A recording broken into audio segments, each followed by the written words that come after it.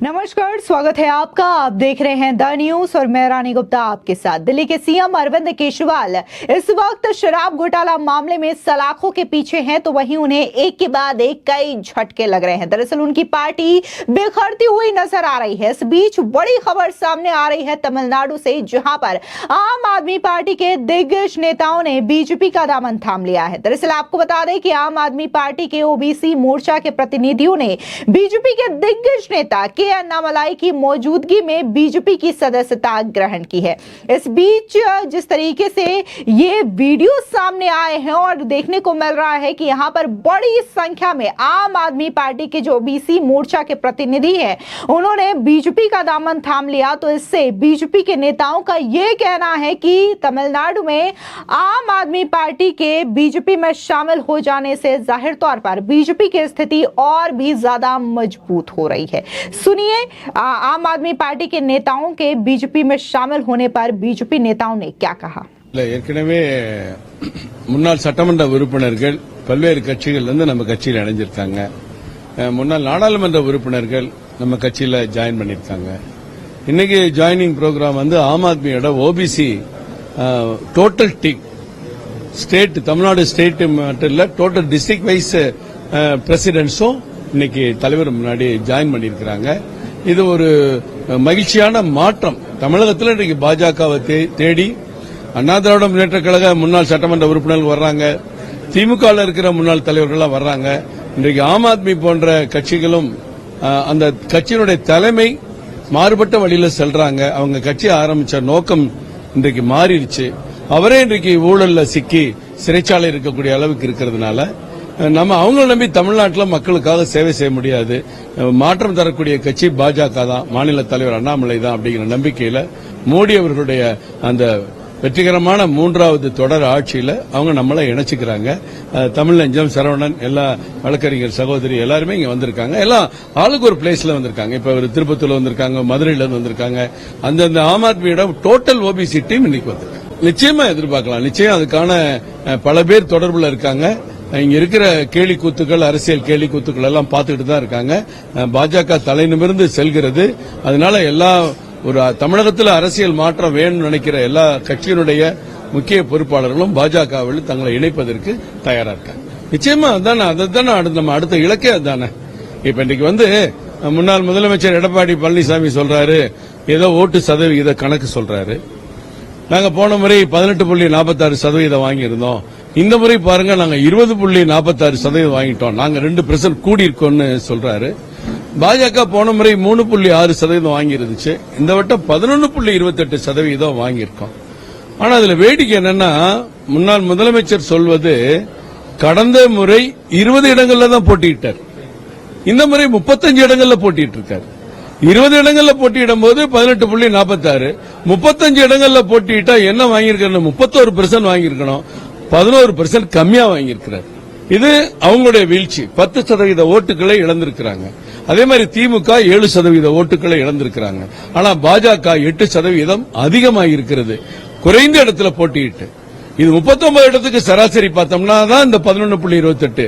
இல்லாவிட்டால் இன்னும் அதிகமான வாக்கு வங்கியை பெற்றிருக்கோம். பல இடங்கள்ல 12 இடங்கள்ல பார்லிமெண்ட்ல செகண்ட் பிளேஸ், 83 சட்டமன்ற தொகுதியில செகண்ட் பிளேஸ்.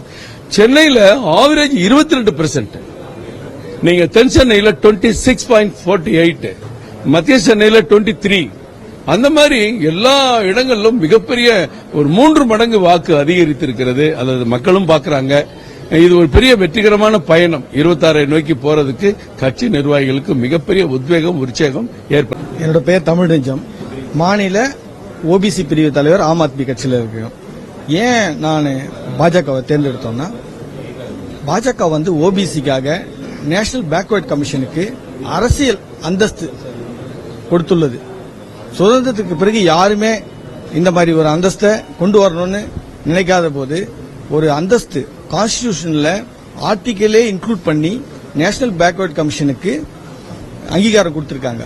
இதன் மூலமா பிற்பட்ட மக்கள், இந்தியாவில் உள்ள 65% பிற்படுத்தப்பட்ட மக்களுக்கு அது கண்டிப்பா பயனாக இருக்கும். ரெண்டாவது, ஊழலை எதிர்த்து தொடங்கிட்டு ஊழலை செஞ்சுட்டு இருக்கிற கட்சிகளோட கூட்டணி அமைச்சு தலைவரே ஊழல் செஞ்சு ஜெயிலுக்கு போறதுன்றது தொண்டர்களாகிய எங்களை போன்றவர்களுக்கு ஒரு நம்பிக்கையின்மையை ஏற்படுத்தியது. மேலும் தமிழகத்தில் திராவிட கட்சிகளுக்கு மாற்றாக பாரதிய ஜனதா கட்சி ஆட்சி அமைக்க முயல்கிறது. மேலும் இளைஞர்களை கவர்கிறது. இங்க இப்ப நீங்க பார்த்திருப்பீங்க, எல்லாருமே இளைஞர்கள். எங்க 2 பேர் நிர்வாகிகள், 2 பேரை தவிர, 2 முக்கிய மாநில நிர்வாகிகளை தவிர மீதி எல்லாருமே யங்ஸ்டர்ஸ் வந்து விரும்புறாங்க, பாரதிய ஜனதாவை நோக்கி வர விரும்புறாங்க, மாற்றத்தை விரும்புறாங்க. தமிழகத்தில் ஒரு மாற்றம் வேண்டும் என்று விரும்புகிறார்கள். அதை நமது தலைவர் அவர்கள் முன்னெடுத்து செல்கிறார். கண்டிப்பாக 2026 தமிழகத்தில் பாஜக ஆட்சி அமைக்கும் தலைவர் தலைமையில் என்று நம்பிக்கையுடனும் நாங்களும் செயல்பட வந்துள்ளோம். இல்லைங்க, அதெல்லாம் இல்ல, பொறுப்புக்காக இல்ல. கட்சி பணியாற்ற முதல்ல கட்சி பணியாற்றணும். கட்சி பணியாற்றுறது முதல்ல கட்சி வளர்ச்சிக்கு நாம என்ன செஞ்சிருக்கோம், கட்சி நமக்கு என்ன செய்ததுன்னு நம்ம நினைக்க கூடாது. கட்சிக்கு நாம என்ன செஞ்சோம் அதுதான் முக்கியம். கட்சிக்கு நாம என்ன செஞ்சோமோ, நல்லது செஞ்சோம்னா, நல்ல வளர்ச்சிக்கு பயன்பட்டோம்னா கட்சி நம்மளை கண்டிப்பா அங்கீகரிக்கும். அதை நம்பிக்கையோட வந்திருக்கோம். இங்க எல்லாரும் நம்பிக்கையோட கட்சிக்கு முதல்ல நாங்க பணியாற்ற வந்திருக்கோம். எங்கள் பணியை பார்த்து தலைவர் அவர்களும் மாநில நிர்வாகிகளும் எங்களை உரிய முறையில் அங்கீகரிப்பார்கள் என்று நாங்கள் நம்பிக்கையுடன் வந்திருக்கோம். அந்த நம்பிக்கை என்றும் பொய்யாகாது. எங்கள் உழைப்புக்கு நிச்சயம் அங்கீகாரம் கிடைக்கும் என்ற நம்பிக்கையுடன் தான் வந்துள்ளோம்.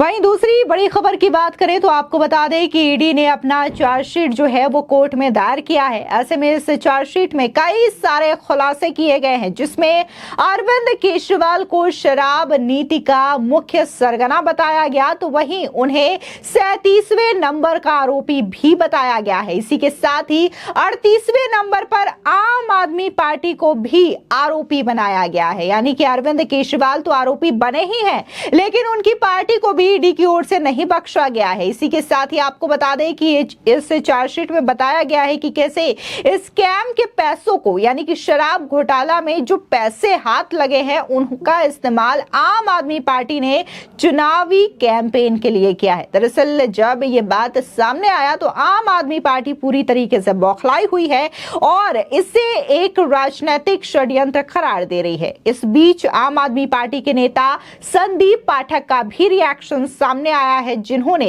इस पूरे मामले को लेकर के एक विस्तार से प्रेस कॉन्फ्रेंस किया। इसके अलावा उन्होंने मीडिया से बातचीत भी की है। सुनिए आम आदमी पार्टी के नेता संदीप पाठक का ये बयान। 2 साल से जांच करने के बाद ईडी के पास एक ही चीज नहीं थी, वो है कि एक और चार्जशीट। इस चार्जशीट में इन्होंने अरविंद केजरीवाल जी को और आम आदमी पार्टी को दोषी बनाया है।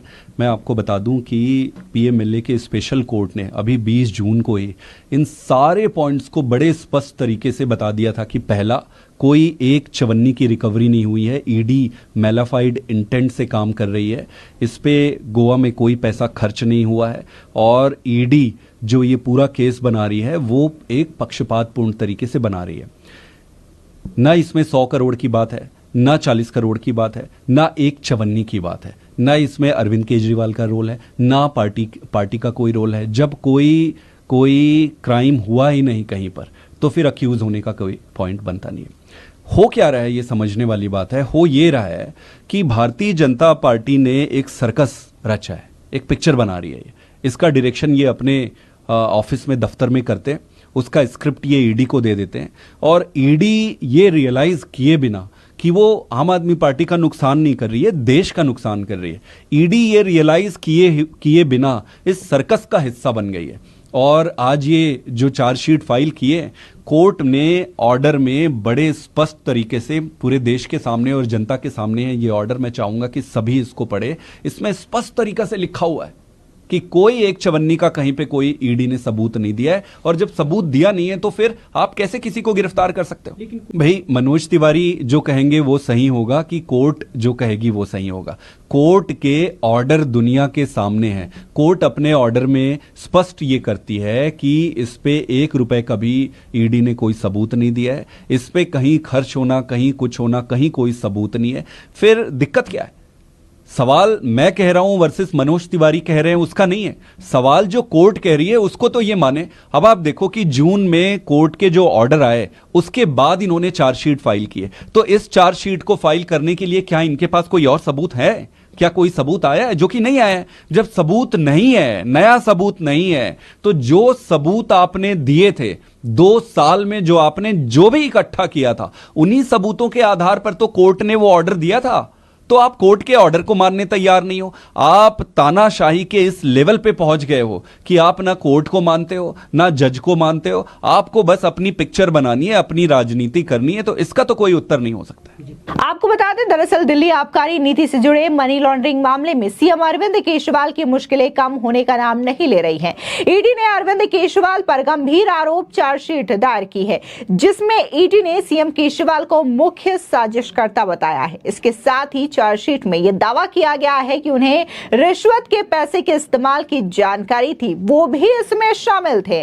अब इस मामले में अरविंद केजरीवाल को 12 जुलाई को कोर्ट में पेश होने का प्रोटेक्शन वारंट जारी किया गया है। ईडी ने कोर्ट में चार्जशीट दाखिल करते हुए आरोप लगाया कि आबकारी नीति लागू करने के लिए 100 करोड़ रुपए की रिश्वत ली गई थी। इसमें से 45 करोड़ रुपए का सीधा इस्तेमाल आम आदमी पार्टी ने गोवा विधानसभा चुनाव में किया था। इसके साथ ही ईडी ने इस बार अरविंद केजरीवाल को मुख्य साजिशकर्ता में शामिल किया है और उन्हें आरोपी नंबर 37 बनाया है, जबकि आम आदमी पार्टी को आरोपी नंबर 38 बनाया गया है।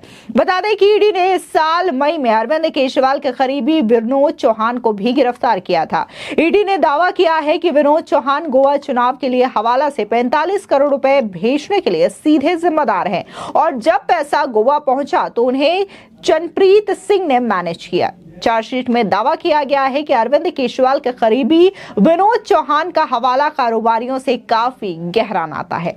अपनी चार्जशीट में ईडी ने यह भी दावा किया है कि 45 करोड़ रुपए के हवाला ट्रांजैक्शंस का सबूत देने के बावजूद केजरीवाल ने कहा है कि उन्हें कोई जानकारी नहीं है। चार्जशीट में अरविंद केजरीवाल का बयान भी शामिल है, जिसमें उन्होंने कहा है कि फंडिंग से जुड़े फैसले में उनकी कोई भूमिका नहीं है और कोई रिश्वत नहीं ली गई है। बता दें कि आज दिल्ली हाई कोर्ट में अरविंद केजरीवाल ने ईडी की याचिका पर विरोध किया और कहा कि उन्हें झूठे मनगढ़ंत कहानी में फंसाया जा रहा है और उनकी गिरफ्तारी पूरी तरह अवैध है। अब कोर्ट इस पूरे मामले को लेकर के 15 जुलाई को सुनवाई करने वाली है। लेकिन इससे पहले जिस तरीके के रिएक्शन सामने आ रहे हैं, जहां आम आदमी पार्टी इस पूरे मामले में यही कह रही है कि ये पूरा का पूरा राजनीतिक षड्यंत्र है और बीजेपी की ओर से आम आदमी पार्टी पर यह आरोप लगाए जा रहे हैं, अरविंद केजरीवाल को फंसाया जा रहा है, तो वहीं बीजेपी का यह कहना है कि अरविंद केजरीवाल का असली चेहरा लोगों के सामने आ रहा है कि कैसे